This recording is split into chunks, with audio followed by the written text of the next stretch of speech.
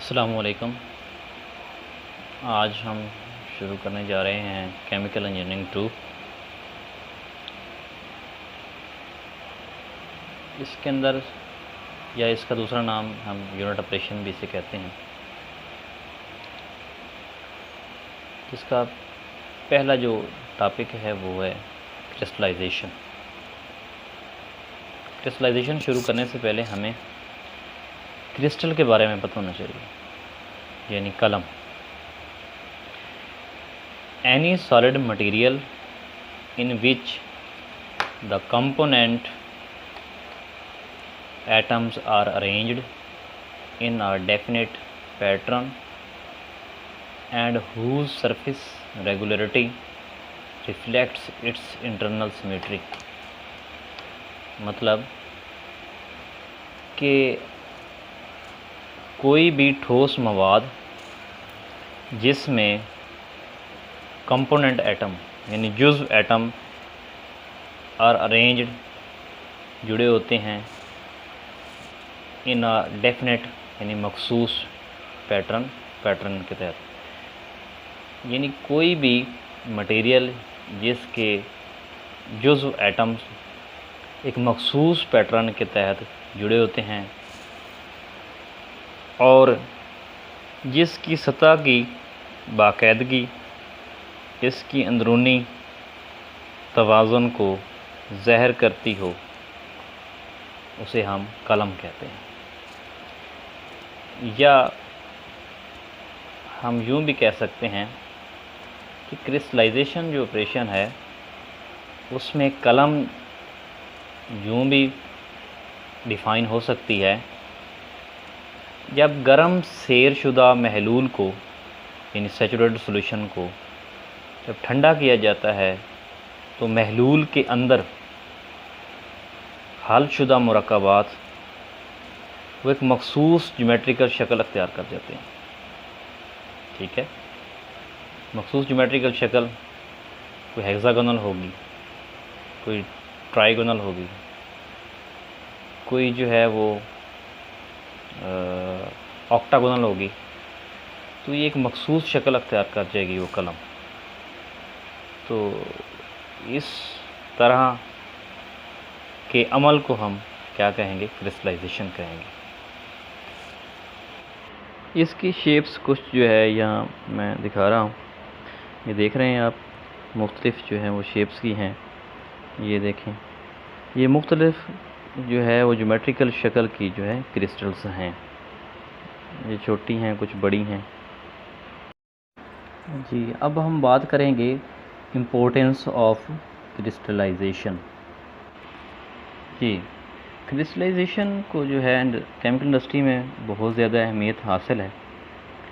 हमने देखा कि बाज़ार के अंदर कुछ चीज़ें वो लिक्विड में हमें मिल जाती हैं, कुछ सॉलिड के अंदर मिलती हैं, कलमों की फॉर्म के अंदर। तो हम ये कह सकते हैं कि जो क्रिस्टल्स के अंदर हमें चीज़ें मिलती हैं वो ज़्यादा खालिस होती हैं बनस्बत जो है वो लिक्विड के। मिसाल के तौर पर हमें यूरिया जो है वो सॉलिड फॉर्म में मिलता है। अगर ये लिक्विड फॉर्म के अंदर हो तो हमें ये जो है वो यकीन नहीं होगा कि ये खालिस है कि नहीं है। तो जब क्रिस्टल्स के अंदर मौजूद होगा तो हम बिला झिझक कह सकते हैं ये अपनी प्योर फॉर्म के अंदर मौजूद है। तो हम उसको ख़रीदने में जो है वो दिक्कत महसूस नहीं करेंगे।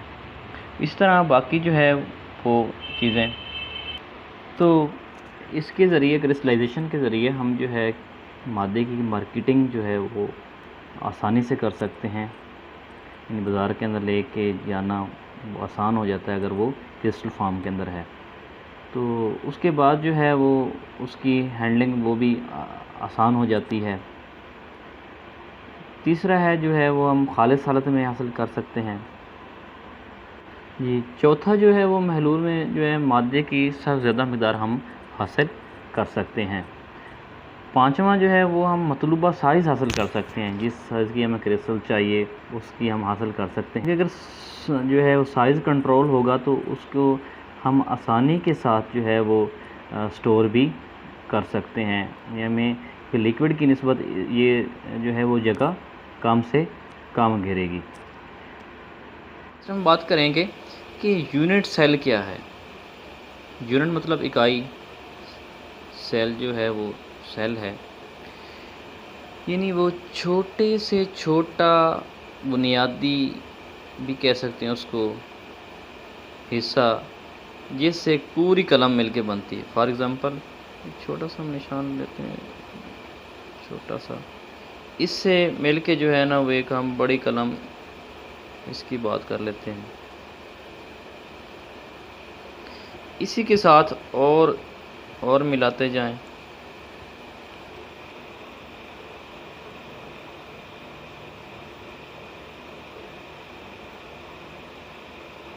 तो ये एक पूरी जो है वो कलम बन जाए।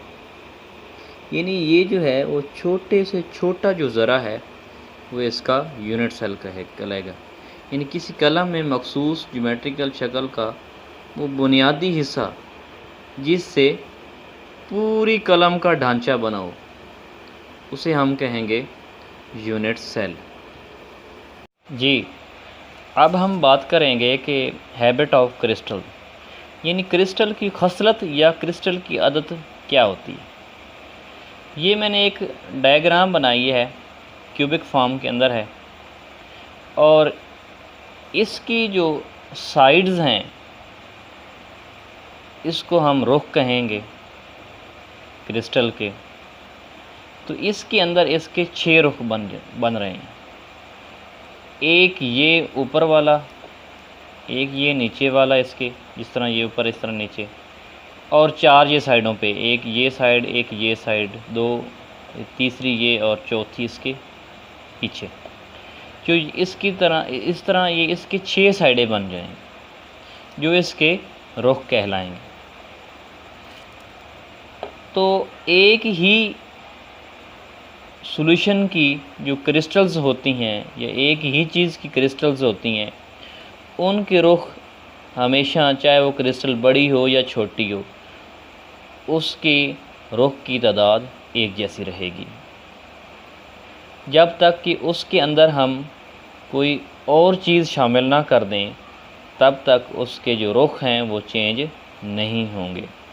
मिसाल के तौर पर मैंने ये एक क्यूबिक फॉर्म बनाई है, ये है NaCl यानी नमक की क्रिस्टल की शक्ल है, इसके 6 रुख हैं। अगर हम इसके अंदर इसका जो सॉल्यूशन होगा, इसके अंदर हम जो है वो यूरिया डाल देते हैं, तो इसके ये जो साइडें हैं या रुख हैं या सतहें हैं वो 6 नहीं रहेंगी, फिर वो तब्दील हो जाएंगे, वो 8 हो जाएंगे। तो कोई भी क्रिस्टल उस वक्त तक जो है वो अपने रुख तब्दील नहीं करती जब तक उसके अंदर कोई और चीज़ शामिल ना हो जाए। तो किसी चीज़ का खालिसपन तब ही ज़ाहिर होगा जब उसके अंदर कोई और चीज़ शामिल नहीं होगी और हमें पता होगा कि इसके रुख, इस चीज़ के रुख इतने होते हैं, तो उसे हम बिल्कुल क्लियर हो जाएंगे कि ये चीज़ खालिस है। जिस तरह हमने इस मिसाल में लिया कि अगर ये NaCl का सॉल्यूशन सिर्फ होता तो उसकी 6 साइडें होती, 6 रुख होते, जबकि इसके अंदर हमने यूरिया डाल लिया है तो इसकी तादाद बढ़ गई है, यानी 6 की बजाय 8 हो गया है, जिसको हम ऑक्टाहेड्रल कहेंगे।